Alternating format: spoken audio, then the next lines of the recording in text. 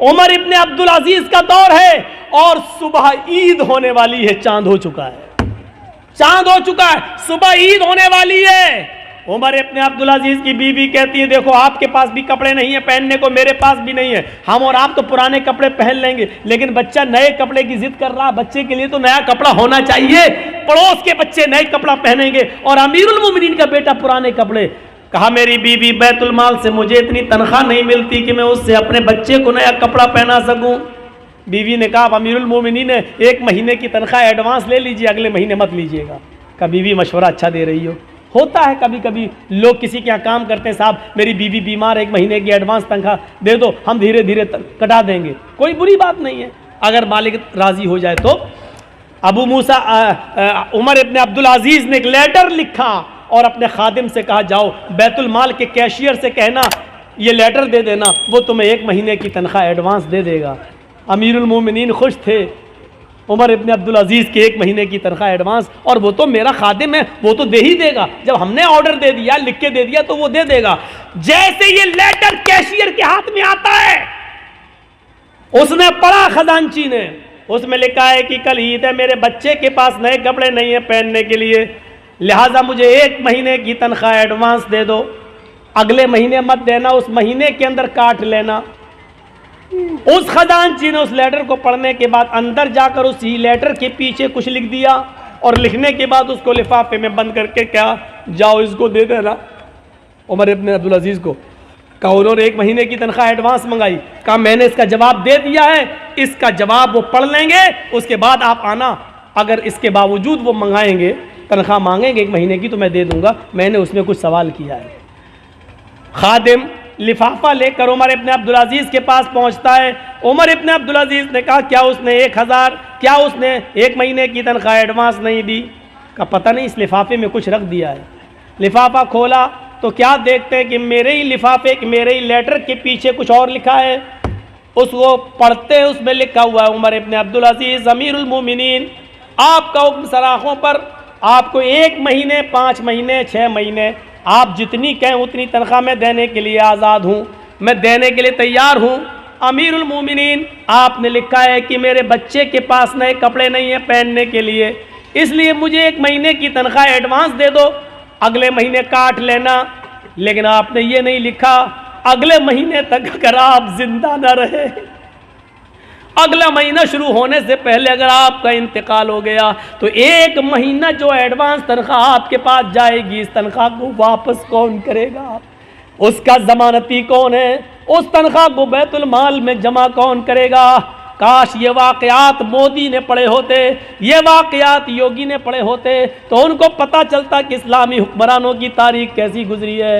ये बेचारे 10-10 और 20-20 लाख का सूट बूट पहनकर अमेरिका के प्राइम मिनिस्टर का स्वागत करने वाले लोग क्या जाने कि हुकूमतें कैसे चलाई जाती हैं। हुकूमत चलाना सीखना है तो सीखो उमर इब्ने अब्दुल अजीज से, सीखो हजरत उमर फारूक से, और उन्हीं से सीखी थी महात्मा गांधी जी ने।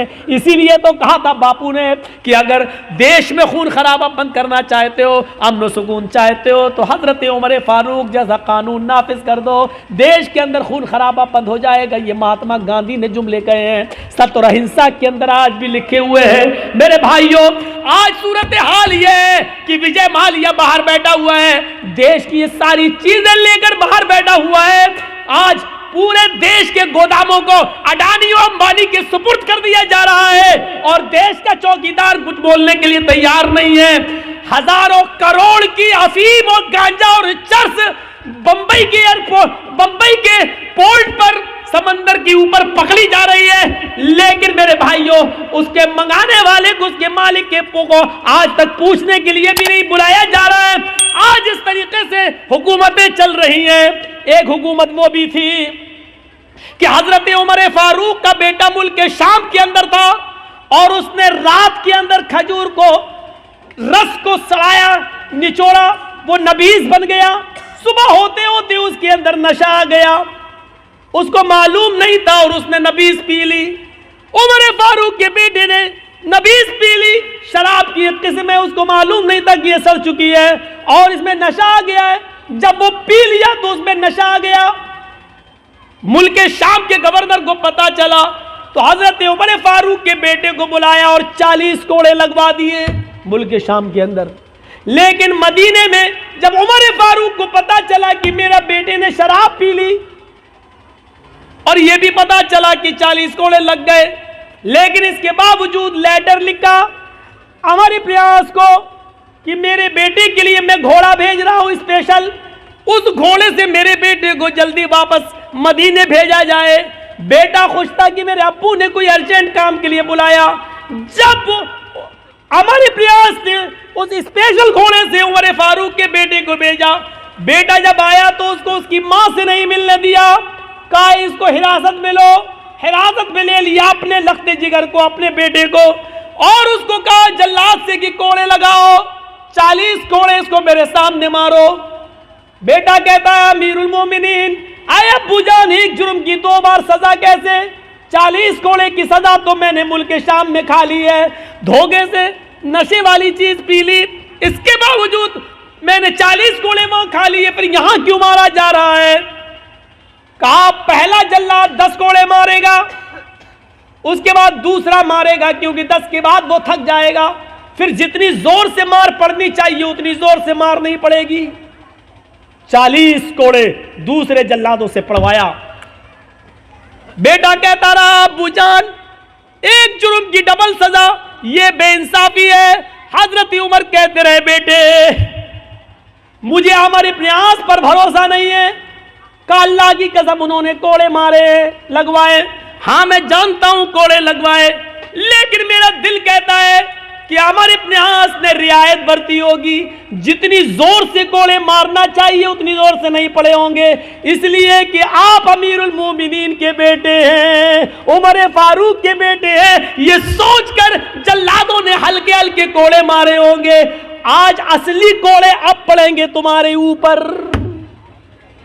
जब अपनों को सजा देने का रवाज था तो जराइम बंद थे, जब अपनों को बचाया जाता है तो जराइम का अंबार लगता है और जराइम पैदा होते हैं। सीखो, हुकूमत ऐसे चलती है। आए उमर इब्ने अब्दुल अजीज, आपको अगर 1 महीने की तनख्वाह दे दूं एडवांस, अगले महीने अगर आप जिंदा नहीं रहे, इंतकाल हो गया, तो 1 महीने की ये तनख्वाह वापस कौन करेगा?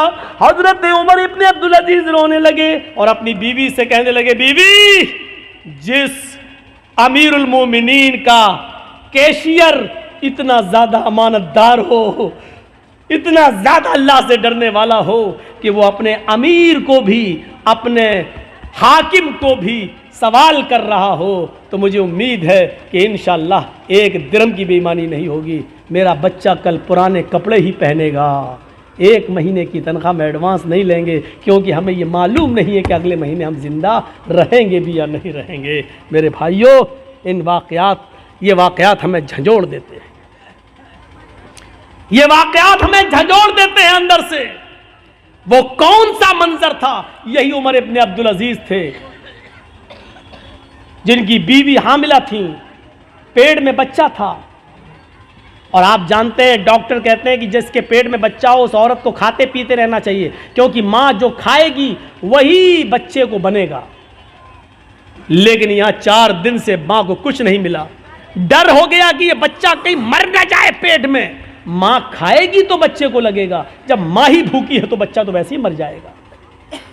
उमर इब्ने अब्दुल अजीज की बीवी कहती है अपनी खादिमा से, खादिमा, तुम्हारे मालिक तो मुझे कुछ देंगे नहीं, ऐसा करो बैतुल माल से में चली जाओ, और सुनो ये वाक़या झंझोड़ देगा।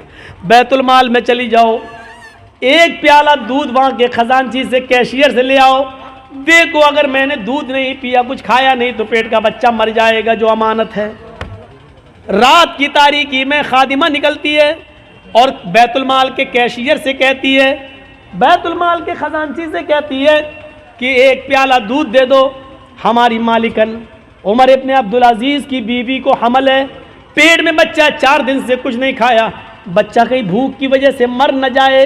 बच्चा अगर मर गया तो ये बहुत बड़ी जिम्मेदारी होगी, 1 प्याला दूध दे दो। उसने जल्दी से सुना उमर इब्ने अब्दुल अजीज की बीवी हैं और पेट में बच्चा है और 4 दिन से कुछ नहीं मिला, तो उसने सोचा बच्चा ना मर जाए, जल्दी से 1 प्याला दूध दे दिया, जाओ ले जाओ। रात का तकरीबन यही टाइम होगा, 2:30 उमर इब्न अब्दुल अजीज उठ चुके थे, कुएं के पास बैठकर वुजू बना रहे थे। उन्होंने दरवाज़ा खुलते हुए देखा। थोड़ी देर के बाद देखते हैं कि एक औरत, हमारी खादिमा, चादर में कुछ छिपाए हुए चली आ रही है। उमर इब्न अब्दुल अजीज ने देखा कि वो मेरी बीवी के कमरे में चली गई। ये पीछे से कमरे में जाते हैं तो कहते हैं कि तुम कौन? कहा मैं आपकी खादिमा। क्या दे रही हो मेरी बीवी को? क्या देखते हैं कि मेरी बीवी के हाथ में दूध का प्याला है। उमर इब्न अब्दुल अजीज ने कहा तुम्हें उस जात की कसम जिसके कब्जे में हम तुम दोनों की जान है, जब तक मुझे हिसाब न दे दो कि ये दूध कहाँ से आया, मैं तुम्हें पीने की इजाज़त नहीं देता। उमर इब्न अब्दुल अजीज की बीवी ने दूध का प्याला रोक लिया। कहा अमीरुल मोमिनीन, मेरी नीयत पे शक मत करिए, 4 दिन से सिर्फ पानी पी रही हूँ, खाने पीने को कुछ नहीं है। आपकी अमानत मेरे पेट में पल रही है, अगर ये भूखी रह गई, अगर मुझे कुछ नहीं मिला तो इसकी भी परवरिश नहीं होगी और ये पेट में मर जाएगा। इसलिए मैंने एक प्याला दूध बैतुल माल से मंगवा लिया। फरमाया मेरी बीवी, बैतुल माल के एक प्याला दूध को लेने के लिए हमें बैतुल माल के सारे मुसलमानों को जमा करना पड़ेगा। जब वो हमें खुशी खुशी इजाज़त दे दें कि एक प्याला दूध तुम अपनी बीवी को दे सकते हो, तब तुम्हारे लिए जायज़ होगा। बिना उनकी इजाज़त के हम तुम्हें दूध नहीं दे सकते। कहा अमीरुल मोमिनीन, आपने इतने दिन खिदमत की है, क्या आपको इजाज़त नहीं देंगे? देखिए मुझे डर है कि ये बच्चा कहीं मर न जाए, इसलिए मुझे पीने की इजाज़त दीजिए। अच्छा चलिए उधार ही सही, जब आपको तनख्वाह मिलेगी तो एक प्याला दूध वहाँ वापस कर दिया जाएगा। उमर इब्न अब्दुल अजीज कहते नहीं नहीं, ये बिना इजाज़त के दूध लिया गया है, इसलिए इसको भी लेने के लिए इजाज़त लेना पड़ेगी। ये दूध यहाँ लाओ। जब छीनने लगे तो बीवी देना नहीं चाह रही थी और कसम देकर कहती है आपको अल्लाह का वास्ता एक प्याला दूध पीकर इस बच्चे की जान बचा लेने दीजिए मुझे।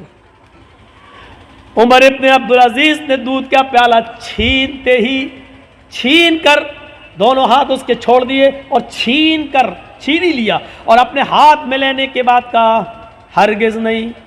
कहा अमीरुल मोमिनीन, फिर आप यकीन कर लीजिए कि ये बच्चा मर जाएगा, यकीन कर लीजिए कि ये बच्चा मर जाएगा। उमर इब्न अब्दुल अजीज ने कहा अगर ये प्याला तुम्हें दे दूं तो? कहा फिर इस बच्चे के बचने की उम्मीद है। उमर इब्न अब्दुल अजीज कहते हैं आंखों में आंसू आ गए। कहते मेरी बीवी, मुसलमानों की अमानत में खयानत करके एक प्याला दूध तुम्हें देकर पिला दिया जाए और उसको पीकर ये बच्चा जिंदा है, ये बच्चा जिंदा रह सकता है, तो अपने इस पेट के बच्चे से कह दो कि मुझे तेरी जिंदगी नहीं चाहिए। अपने इस पेट के बच्चे से कह दो कि मुझे तुम्हारी जिंदगी नहीं चाहिए। बीवी, पेट में बच्चा मरता तो मर जाए, मुझे इस बच्चे की मौत गवारा है, लेकिन अमानत में खयानत गवारा नहीं है।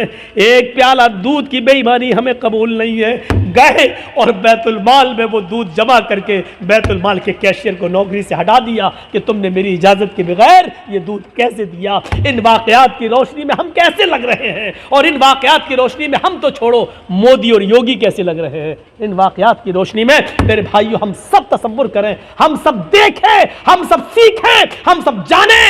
और लाल बथानी वालों, हम बार बार तुम्हारा नाम लाल बथानी कह रहे हैं। नाम उन्हीं का लिया जाता है जिनसे मोहब्बत हो, नाम उनका लिया जाता है जिनके बारे में दिल में जगह हो। मैं इसलिए कह रहा हूं क्योंकि आपके बारे में कुछ तो गलतफहमियां मेरे दिल में डाली गई। 15 साल से हमसे बराबर कहा जा रहा उधर मत जाना, उधर मत जाना, और मेरी खोपड़ी में नहीं बैठ रहा था कि कौन लाल बथानी। 15 साल हो गए, हमारे जहन में नहीं आ रहा। अरे वहां तो ऐसा होता वैसा होता। अब मैं माइक में हूं, मैं बताऊंगा नहीं, वो सब रिकॉर्ड हो जाता है, इसीलिए मैं मना कर रहा था। ऐसा होता वैसा होता, कोई नहीं इस दुनिया के अंदर, सुन लो, कोई इतना नेक इंसान नहीं है कि जो इतना बड़ा नेक हो कि नेकियों में उसने फरिश्तों को फेल कर दिया हो।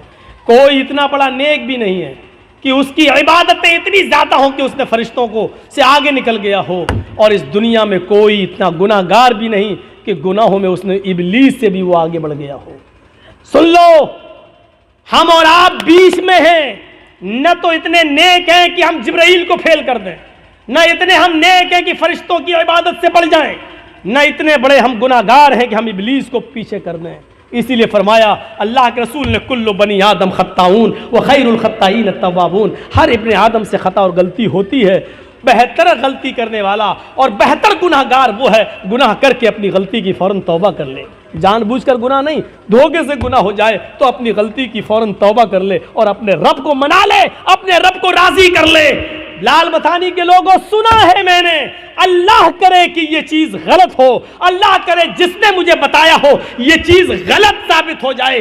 सुना है कि जहां भू माफियागिरी चलती है, जहां हम दूसरों की जमीनों पर कब्जा किए हैं, जमीन मेरी 4 बीघा है और हम 20 बीघा के मालिक बने बैठे, जहां ये बुराई हमारे अंदर है, वहां शराब नोशी भी बहुत ज्यादा बड़ी हुई है हमारे समाज में, मुआशरे में। जिसने मुझे बताया, अल्लाह करे कि ये खबर गलत हो, लेकिन अगर सही है तो समझ लो कि ये बहुत बड़ा जुर्म अजीम है। अभी सुन लिया, हजरत उमर फारूक ने अपने बेटे को भी कोड़े लगाए और क्या कहा कि मुझे अमर इब्ने आस पर शक है, ऐसा हो सकता है कि उन्होंने रियायत बरती हो। मेरे भाइयों, शराब इतना बड़ा जुर्म अजीम है, पहले तो ये हराम नहीं हुई और जब हराम हुई तो आपको मालूम होना चाहिए इसको किसी मजबूरी में और किसी बीमारी में भी पीने की इजाजत नहीं दी अल्लाह के नबी सल्लल्लाहु अलैहि वसल्लम ने। शायद आपको मालूम होगा, उमर फारूक का जमाना था, अमीरुल मोमिनीन का जमाना था, उसमें एक बहुत बुजुर्ग एक सहाबी थे जिन्होंने बहुत लंबी उम्र पाई है। उस सहाबी का नाम है कुदामा इब्ने मज़ून। सहाबी का नाम है कुदामा इब्ने मज़ून। बहुत बुजुर्ग हो गए थे, इन्होंने अल्लाह के नबी का जमाना भी पाया, फिर नबी अकरम के इंतकाल के बाद अबू बकर खलीफा बने, उनके भी ज़माना पाया। अबू बकर के बाद उमर फारूक आए तो उमर फारूक का भी ज़माना इन्होंने पाया। उमर फारूक के दौरे खिलाफत में ये काफ़ी बूढ़े हो गए थे, बहुत कमज़ोर हो चुके थे। ये अपने बच्चों के सहारे उठते थे और चलते थे, मस्जिद में जाते थे। कभी कभी जब तबीयत ठीक होती थी तो लाठी का सहारा लेकर मस्जिद में अपने आप पहुँच जाते थे, लेकिन चलते थे लाठी लेकर ही। एक रात में इनको बहुत शदीद दर्द हुआ और उस दर्द ने इस बुजुर्ग सहाबी को की नींद हराम कर दी। करवट तक बदलने में बेचैनी हो रही थी, दर्द से कराह रहे थे, लेकिन सवाल यह कि रात में तबीब कौन मिलेगा, हकीम कौन मिले, नहीं था। तो घर में पुराने ज़माने की एक शराब की बोतल रखी हुई थी। किसी ने कहा, कुदामा इब्ने मज़ून से, घर में किसी फर्द ने कहा कि एक काम करिए अब्बू, ये थोड़ी सी शराब आदि बोतल पी लीजिए, इतनी पी लीजिए कि आपको नींद आ जाए। होता ही है, आदमी जब दर्द से कराता है तो डॉक्टर टेबलेट दे देता है, नींद की गोली दे देता है, वो आप खा लीजिए, सो जाएंगे। याद रखना, नींद की गोली खाना और शराब पीना दोनों एक दर्जे में दाखिल है, लेकिन डॉक्टर जब नींद की गोली तजवीज़ कर दे तो जितने पावर की लिखेगा उतने पावर की दवा आप इस्तेमाल कर सकते हैं बतौर दवा के। शरीयत इस बात की इजाज़त देती है। डॉक्टर ने लिखा है हल्के पावर की 0.25 और हम खा रहे हैं 0.5 यानी डबल पावर की, तो आप ये शराब पी रहे हैं, ये जुर्म है, फिर आपका, फिर गुनाहगार हैं आप। डॉक्टर अगर आपको लिख रहा है 54 भर की और आप खा रहे हैं 98 भर की, तो इसका मतलब यह है कि आप शराब पी रहे हैं। डॉक्टर के मशवरे के मुताबिक, डॉक्टर वो भी MBBS MD डॉक्टर जो दवाओं में माहिर, झोला छाप नहीं जो साइकिल लेके दौड़ते रहते हैं और खुद मरीज ढूंढते हैं, इनका ये नहीं, इनको तो खुद ही नहीं मालूम होते कि कौन से पावर की दवा इस्तेमाल की जाए। तो कुदामा इब्ने मज़ून को किसी ने कहा कि आप शराब पी लीजिए, इतनी पी लीजिए कि आपको नींद आ जाए, क्योंकि मजबूरी है, आप दर्द से कराह रहे हैं, आप कम से कम आराम से सो जाएंगे। कुदामा इब्ने मज़ून ने सोचा कि हाँ चलो मजबूरी है, दर्द की वजह से, हम कोई शराबी थोड़ी हैं, हराम हो चुकी है, लेकिन दर्द हो रहा है तो बतौर दवा के हम इसको इस्तेमाल कर लेते हैं। तो कुदामा इब्ने मज़ून ने बुढ़ापे में थोड़ी सी शराब पी ली, इतनी पी ली कि उनको नींद आ गई। धीरे धीरे ये खबर अबू हुरैरा को पता चली, अबू हुरैरा रज़ी अल्लाह तआला अन्हु के जरिए दूसरे सहाबा को पता चली, फिर दूसरे सहाबा के जरिए सुबह होते होते शाम होते होते ये खबर हज़रत उमर फारूक को मिल गई। हज़रत उमर फारूक को मिली कि कुदामा इब्ने मज़ून ने इस बुजुर्गी में शराब पी ली। सुबह हुई, दूसरा तीसरे दिन उनको बुलाया गया। अपने बेटे सहारा देकर आए। खुदामा इब्न मज़ून उमर फारूक के सामने खड़े हैं और देखिए, तुम तो तंदुरुस्ती में शराब पीते हो, खुदामा इब्न मज़ून बूढ़े हैं और बीमारी में शराब पी ली थी। हजरत उमर फारूक ने कहा है, खुदामा मैंने सुना है कि तुमने शराब पी है परसों। खुदामा इब्न मज़ून कहते हैं, हाँ आपने सही सुना है, लेकिन आपने शायद ये नहीं सुना कि मैंने किस वजह से शराब पी। रात में कोई हकीम नहीं मिला और दर्द ने मुझे बेचैन कर दिया था, तो मैंने सोने के लिए नींद आ जाए और दर्द से मुझे छुटकारा मिल जाए, इसलिए मैंने इतनी शराब पी ली थी। हजरत उमर फारूक ने एक मीटिंग बुलाई और कहा, तुम लोग बहुत से साहबा अल्लाह के नबी के ज़माने में भी मौजूद थे, आज मुझे ये बताओ क्या अल्लाह के रसूल ने कभी किसी सहाबी को मजबूरी में भी, किसी बीमारी में भी शराब पीने की इजाज़त दी है? अगर एक वाक़या मुझे मिल जाए कि बीमारी में किसी को शराब पिलाई हो तो मैं खुदामा इब्न मज़ून को छोड़ दूंगा। लेकिन किसी भी सहाबी ने जवाब नहीं दिया। सब ने कहा कि मजबूरी में भी और बीमारी में भी अल्लाह के नबी ने किसी को शराब पीने की इजाज़त नहीं दी। कहा, खुदामा तुम्हें सज़ा मिलेगी और 40 कोड़े तुम्हें पड़ेंगे। खुदामा इब्न मज़ून तैयार हो गए, ठीक है फिर मारिए। बुढ़ापे में जो आदमी खुद खड़ा होने के लायक न हो, उनके बेटे उनको खड़ा कर देते हैं। अबू हुरैरा और दूसरे सहाबा कहते हैं, अमीरुल मोमिनीन, एक बुजुर्ग आदमी को, एक बूढ़े आदमी को जो अपने पैरों के बल खुद खड़ा होने के लायक नहीं है, ऐसे आदमी को आप सज़ा कैसे दे सकते हैं? उनको मालूम नहीं था मजबूरी में पिए। हज़रत उमर कहते हैं, अबू हुरैरा अपनी बात अपनी पॉकेट में रखो, या मुझे मजबूरी में शराब पीने की कोई दलील दे दो कि अल्लाह के रसूल ने कभी किसी को बीमारी में शराब पीने की इजाज़त दी हो, और जब तक ये दलील नहीं दोगे मैं किसी की बात नहीं मानूंगा। तो फिर मीटिंग होती है और उस मीटिंग में ये होता है, आए अमीरुल मोमिनीन, सारे सहाबा कहते हैं, अमीरुल मोमिनीन एक बात है, सज़ा मिलनी चाहिए इनको, चलो मैं भी कहता हूँ मारो, लेकिन अभी ये बीमार हैं, अभी चलने के लायक नहीं है, बिस्तर पर बैठकर नमाज पढ़ रहे हैं, दवा इनकी चल रही है, हफ्ता 10 दिन की इनको मोहलत दे दो, थोड़ी सी ताकत इनके अंदर आ जाए, जब ये अपने से लाठी लेकर चलने लगे तब इनको 40 कोड़े मार देना। अभी बेचारे चलने के लायक नहीं है, कल तो इनको दर्द ही हो रहा था और आज ये बेचारे अपने बच्चों के सहारे पर खड़े होकर यहाँ तक आए हैं।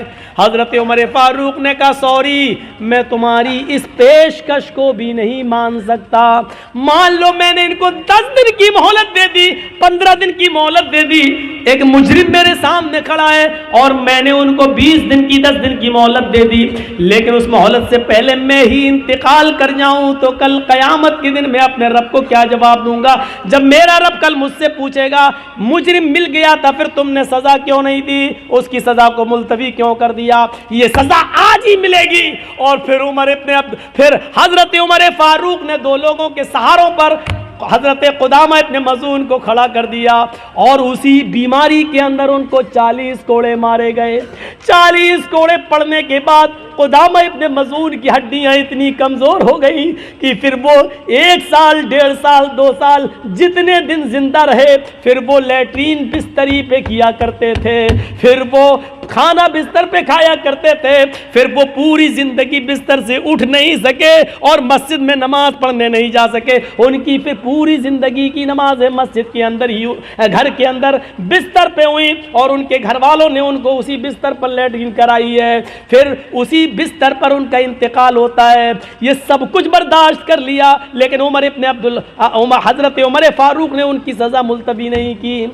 आप अंदाज़ा लगा सकते हैं, एक बूढ़े आदमी को भी सज़ा दी गई, 40 कोड़े मारे गए, जबकि उसने बीमारी में और मजबूरी में और दर्द की वजह से शराब पी, लेकिन खुदामा को भी सज़ा दी जाती है। मेरे भाइयों, फिर हम तो नौजवानी के आलम में शराब पी रहे हैं, हम कहाँ हैं, हमारी हैसियत क्या है? 3:05 हो चुके हैं मेरे भाइयों। कल का मेरा प्रोग्राम हैदराबाद, और हैदराबाद से बाई रोड फिर जाना है मुझे 200 किलोमीटर करनौल, डिस्ट्रिक्ट करनौल में, वहाँ मेरा प्रोग्राम है। बागडोरा भी मुझे जाना है, मेरी 10 बजे की फ़्लाइट है। मेरे भाइयों, इस सूरत में मैं आपके पास पहुँचा हूँ, अल्लाह से दुआ कीजिए कि बारे इलाह हमें जब तक ज़िंदा रख, तक़वे के साथ इस्लाम पर ज़िंदा रख, और जब हमारा ख़ात्मा हो तो ईमान पर हमारा ख़ात्मा फरमा। क्या है ये? ड्रीम 11। ये ड्रीम 11 क्या? देखिए, जो चीज़ हम खुद नहीं जानते हैं ये होती क्या है, तो उसके क्रिकेट मैच में टीम लगाता है। वो किसी भी किस्म का जुआ हो, जुआ सारे के सारे हराम है यार। इसमें पूछना क्या है? अगर शर्त लगाकर खेल खेल रहे हैं आप, दो पार्टी भी अगर खेल रही है, चलो 500 रुपये, तुम दो 500 हम दे, जो जीतेगा उसको वो उसको 1000 दे दिया जाएगा, ये भी जुआ है, ये भी जुआ है। ये तो बहुत बड़ी चीज़ें हैं। अब छोड़िए, हम राइटिंग की समझ में नहीं आ रही, तो अब थोड़ा सा जाने दीजिए, जल्दी में है, हम लोग निकलेंगे। हम अल्लाह से दुआ करते हैं कि बारे अल्लाह जब तक हम जिंदा रहें इस्लाम पर जिंदा रखना, खात्मा ईमान पर फरमाना।